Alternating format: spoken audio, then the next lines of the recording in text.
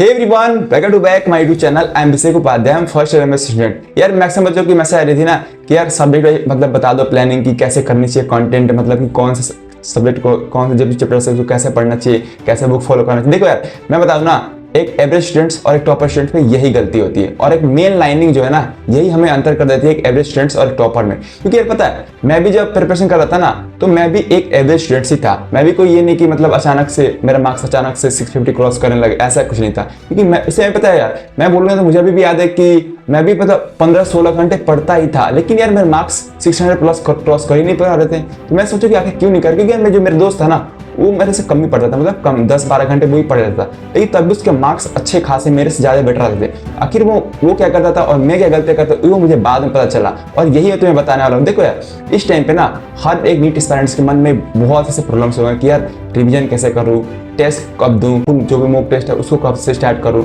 मतलब सिलेबस कब तक खत्म करूँ, कैसे खत्म करूँ, कौन सा वीडियो कैसे पढ़ूँ। यार जो भी तुम्हारे प्रॉब्लम्स है ना, मुझे पता है कि तुम्हारे क्या मन में क्या क्या प्रॉब्लम्स चल रही हो, उन सारे प्रॉब्लम्स का एक बेस्ट सॉल्यूशन इस वीडियो में लाया हूँ। ठीक है, तो मेरी बात मानो, तुम इस वीडियो को एंड तक देखना, तुम्हारे जो भी प्रॉब्लम है ना उसका प्रॉब्लम की बेस्ट सॉल्यूशन मिलेगी इस वीडियो में। ठीक है, तो चलो यार स्टार्ट करता हूँ।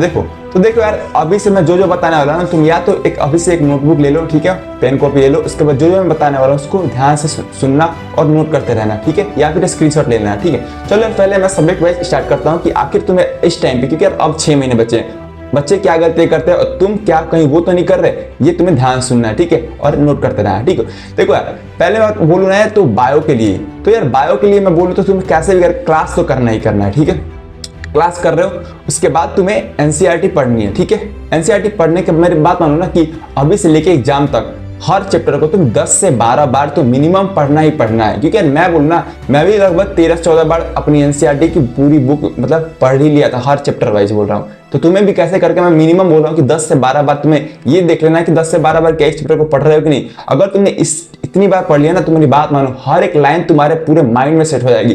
तुम्हारी हर एक लाइन जो है ना, एग्जाम देने जाओगे ना 3 मई को, उस दिन यार तुम्हारे हर एक लाइन तुम्हारी याद आएगी। मेरी बात मान, ठीक है, जब तुम एनसीईआरटी पढ़ ले रहे हो उसके बाद तुम्हें पर मतलब चैप्टर ना तुम्हें 200 to 300 क्वेश्चंस करना ही करना है। ठीक है, क्योंकि ऐसा लग रहा है कि बहुत से बच्चे यही गलती करते हैं, किसी कारण से वो बहुत तो पढ़ते हैं बायो, लेकिन उनके मार्क्स इसी कारण से नहीं आते। क्यों? क्योंकि यार वो समझते हैं क्या कि बायो को सिर्फ पढ़नी है हमें, क्वेश्चंस नहीं, क्वेश्चन सिर्फ हमें फिजिक्स और ये सब केमिस्ट्री में करनी है, बायो में तो करनी है, इसमें क्या जरूरत है। और यही मेन गलती, क्योंकि नीट 2025 में जिस बच्चे ने एमसीक्यू प्रैक्टिस नहीं कर गया था ना यार इसमें बायो में, वो बच्चा बायो में 300 प्लस भी क्रॉस नहीं कर पाया। ठीक है, और इसी कारण से मुझे पता था कि मतलब हमारे जो सर थे ना, मैंने पीडब्ल्यू से पढ़ा था, उन्होंने बताया था कि बायो में तुम्हें भी क्वेश्चन प्रैक्टिस करना है। इसी कारण से मैं 330 हैं आउट ऑफ 360। इसलिए मैं बोल रहा हूँ कि तुम्हें कैसे करके क्वेश्चन प्रैक्टिस करना ही करना है। ये मेक श्योर कर लो कि तुम्हें हर चैप्टर जो भी पढ़ रहे हो उसके बाद क्लास के बाद तुम्हें फोकस होना चाहिए किस पे, एनसीईआरटी एंड देन हमारी क्वेश्चन। इसको रिसाइकल करते रहो, इसको कंटिन्यू करते रहो। ठीक, जब भी रिवीजन करो, ठीक है, रिवीजन करो, एनसीईआरटी पढ़ो, रिवीजन के अगर बायो रिवीजन करनी है तो बायो की रिवीजन एनसीईआरटी के थ्रू करो। ठीक है, एनसीईआरटी पढ़ो, क्वेश्चन प्रैक्टिस करो, नहीं हो रहा है इसका मतलब तुम्हें डाउट है, अब हो जा रहा है, ठीक है, बढ़िया है, इसको कंटिन्यू करते रहो। इससे तुम्हारी बायो में 360 और 360 आराम से आ सकती है नीट 2026 में। मेरी बात मान, कोई बुक मत फॉलो करो, ये फिंगर टिप्स ये जो भी है ना ये सब कुछ मत फॉलो करो, ये बस तुम्हें करना है। ठीक है, तो देखो यार अब बात करते हैं हम केमिस्ट्री की। देखो यार केमिस्ट्री में 3 पार्ट्स होते हैं, ठीक है, IOC, OC and physical chemistry. But हम स्टार्ट करते हैं पहले आईओसी के बारे में। ठीक है, देखो यार आईओसी मैक्सिमम स्टूडेंट में ये परसेप्शन बन चुका है ना कि यार ये तो रटने वाला है, तो एक काम करता हूँ कि नोट्स कहीं से प्रिंट आउट ले लेता हूँ या फिर कहीं पीडीएफ फॉर्म में पढ़ लेता हूँ। मेरी बात मानो, ये गलती मत करना। तुम कैसे ही क्लास कर रहे हो करो, ठीक है, एक प्रॉपर नोट्स जरूर बना लेना, डिटेल लेक्चर्स बनाना है तुम्हें अच्छे से, प्रॉपर नोट्स तुम्हें आईओसी के पास होनी चाहिए। उसके बाद तुम्हें जितनी बार, मैं ये अभी के लिए नहीं बोल रहा, मैं अभी से लेके एग्जाम तक के लिए बता रहा हूँ तुम्हें क्या क्या करना है। ठीक है, तुम्हें जितनी बार हो सके यार मतलब कि अपने नोट्स को पूरे तुम्हारे माइंड में, जैसे तुम बायो पढ़ रहे हो ना कि हर एक लाइन याद होनी चाहिए, वैसे तुम्हारे नोट्स की, क्योंकि हर एक लाइन इंपॉर्टेंट होती है इनऑर्गेनिक में। इसलिए मैं बोल रहा हूँ कि कम से कम आईओसी के लिए तुम हर एक जितनी बार रिवीजन कर सको उतनी बार रिवीजन करो, और क्वेश्चंस कहीं से मत करो, मतलब किसी बुक से मत करो, कुछ मत करो, सिर्फ तुम्हारे जो अगर डीपी प्रोवाइड होता है वो करो। ठीक है, लेकिन पीवाईक्यू जो है नीट क्या तो करो ही करो, एटलीस्ट 10 साल का तो कर लो। आईओसी में बात मानो, तुम्हारी आईओसी बिल्कुल ही स्ट्रांग हो जाएगी।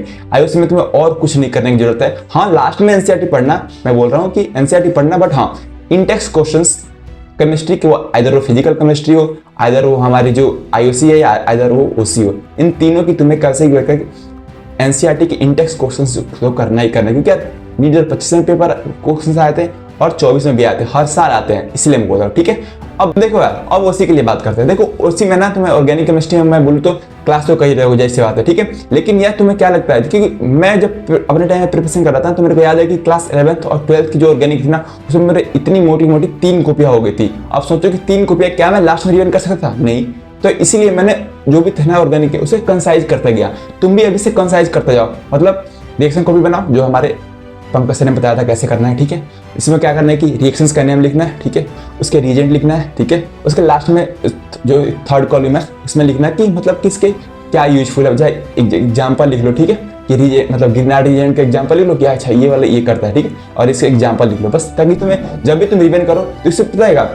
जब भी तुम्हें मतलब टाइम मिले, जैसे तुम ब्रश कर रहे हो, ठीक है, या फिर मान लो कि खाना खाने के बाद, डिनर करने के बाद तुम थोड़ा सा वॉक कर रहे हो, उस टाइम पे इसको देखो ताकि तुम्हारे टाइम बचेगा। ठीक है, और जो एक्चुअल में जो तुम्हारे एक्चुअल जो नोट्स है उसको तुम टाइम या फिर वीकली रिवाइज करते जाओ। ठीक है, इससे तुम्हारा ये होगा कि लास्ट के टाइम में बहुत हेल्प होगा। ठीक है, अब ये तुम्हें करना है बस। और मैं बोलूँ ना तो ऑर्गेनिक के लिए तुम्हें क्वेश्चंस और कहीं से नहीं करना, तुम्हें सिर्फ जो तुम्हारे क्लास नोट्स तुम्हारे टीचर्स जो करा रहे हैं ना वो करो। ठीक है, अगर डीपीपी प्रोवाइड हो रहा है वो करो बस। ठीक है, उसके बाद पीआईक्यू करो। मैं बोलूँगा ना यार, वो नीट के लिए तो मैं बोलूँगा 10 साल के पीआईक्यू करो, और जेईई मेंस के लिए बस 5 साल के करो बस। इतना अगर तुमने कर लिया ना, और किसी बुक में फॉलो मत करो, क्योंकि इस टाइम पे एवरेज स्टूडेंट्स इसीलिए होता है, जो बच्चे मेहनत तो ज्यादा करते हैं बट एवरेज क्यों रहते हैं, क्योंकि बहुत सारे बुक को फॉलो करते हैं। और जो एक्चुअल जो टॉपर होते हैं ना, मतलब जो एक्चुअल में मार्क्स स्कोरिंग बच्चे होते हैं, वो क्या करते हैं कि वो कंसाइज कंटेंट यूज करते हैं, और इसी कारण से उन्हें ज्यादा रिवीजन। देखो जितना तुम रिवीजन करोगे ना उतना तुम्हारे माइंड में सेट होगा, उतना जो सब सेट होगा ना तब तुम्हारे वो टेस्ट में जो दिखेगा। ठीक है, तो इसी कारण से एवरेज स्टूडेंट्स याद नहीं कर पाता, उसे याद नहीं रह पाता और उसका मार्क्स गिर जाते हैं। और उन्हें लगता है यार मेहनत तो मैं बहुत कर रहा हूँ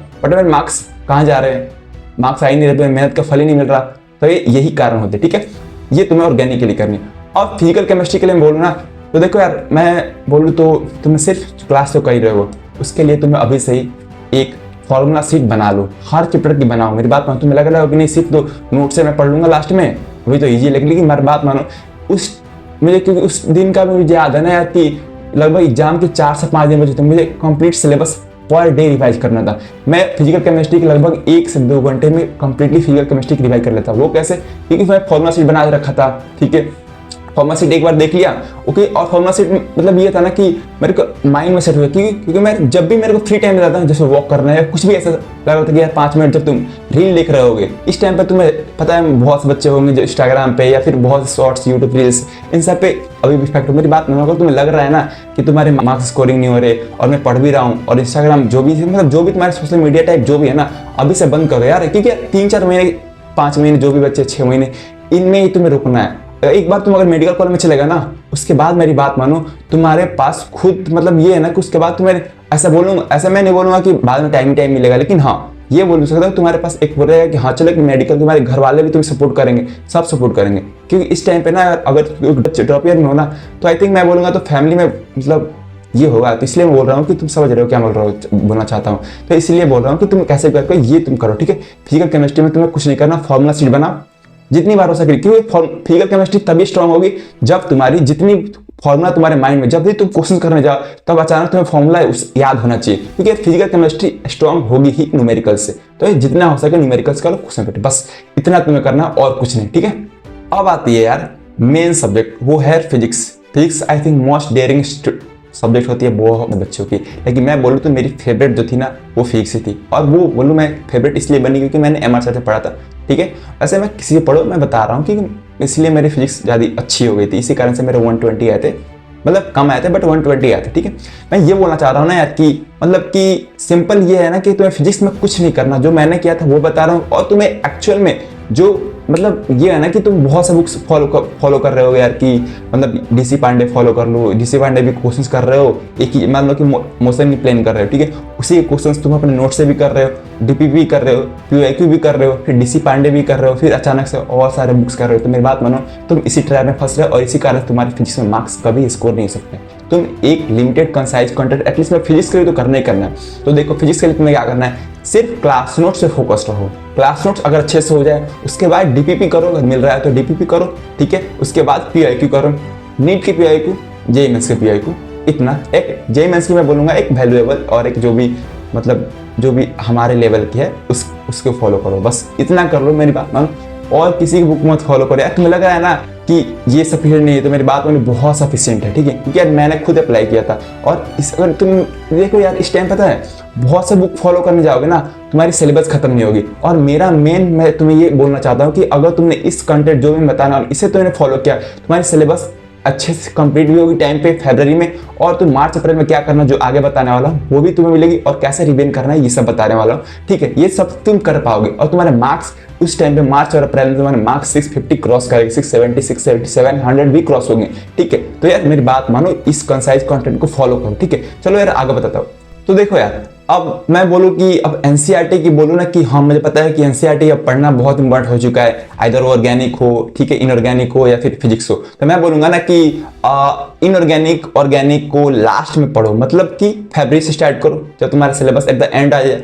फिजिक्स को मैं बोलूंगा मार्च या अप्रैल के स्टार्ट करो अच्छे से, मार्च अप्रैल की स्टार्टिंग उसमें हो जाएगा, मेरी बात मानो। अभी लोड मत लो, अभी लोड लो सिलेबस अच्छी तरह से एंड करने की, एक अच्छे रिवीजन के साथ साथ, और साथ साथ रिवीजन भी करना। देखो यार, मैं चाहूँ ना तो अलग अलग हर सब्जेक्ट की वीडियो बना सकता हूँ, कि रिवीजन पे बना सकता हूँ, या फिर हर सब्जेक्ट फिजिक्स को कैसे स्कोर करना है, लेकिन यार ये सब वीडियो मतलब एक टाइम वेस्ट हो सकता है। क्योंकि यार देखो, तुम्हारी टाइम इंपॉर्टेंट है यार, ना कि मेरी वीडियो। अगर मैं बोल दूँ कि बता दो कि फिजिक्स के लिए अलग से, केमिस्ट्री के लिए अलग से, तो यार ये तुम्हारी टाइम वेस्ट होगी। क्योंकि यार एक्चुअल में तुम्हें जो फॉलो करना है, जो मैं बता रहा हूँ वही करना है, और कुछ नहीं। तुम्हें मान लो कि 170 ही स्कोर करना हो यार तुम्हें, लेकिन क्या तुम फिजिक्स के लिए मैं बोल दूँ कि ये सब सी पांडे भी कर लो, ये कर लो, तो तुम्हें सिर्फ लगेगा कि अच्छा हाँ ठीक है, अच्छा बता रहा है तो मैं इसे फॉलो करो। लेकिन नहीं यार, एक्चुअल में जो तुम्हारे कंसाइज, जितना कंसाइज कंटेंट यूज करोगे, उतना तुम्हें एक एवरेज स्टूडेंट से टॉपर वही चेंज करेगा यार। ये तुम्हारे टाइम इंपॉर्टेंट है, टाइम जितना तुम्हारे पास बचेगा उतना तुम्हें सिलेबस कंप्लीट करोगे, उतना तुम्हें रिवीजन का टाइम मिलेगा। रिवीजन करोगे तो क्वेश्चन प्रैक्टिस करोगे, क्वेश्चन जितने करोगे उतने तुम्हारे टेस्ट में मार्क्स अच्छे आएंगे, और उसी दिन वही जब तुम्हारी मेहनत है ना, वही नीट 26 मई को दिखेगा। तो इसलिए बोल रहा हूँ, ठीक है।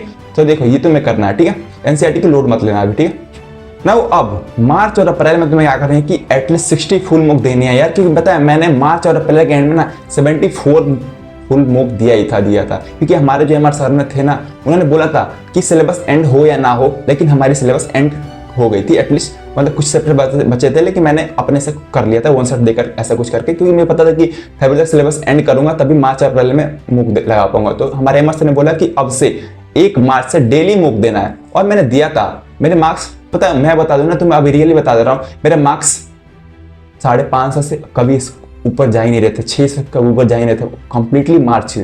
फिर अप्रैल में अचानक से फिर मेरे मार्क्स, जब मैं 30 मॉक दिया ना, तो मुझे लग रहा हो कि बहुत से बोलते हो कि नहीं 16-15-16 मॉक तो हो जाएगा। नहीं यार, मैं एक एवरेज स्टूडेंट था, तो मैं किसी और से कंपेयर क्यों करूँ यार, क्योंकि मैं तो एक एवरेज स्टूडेंट हूँ ना।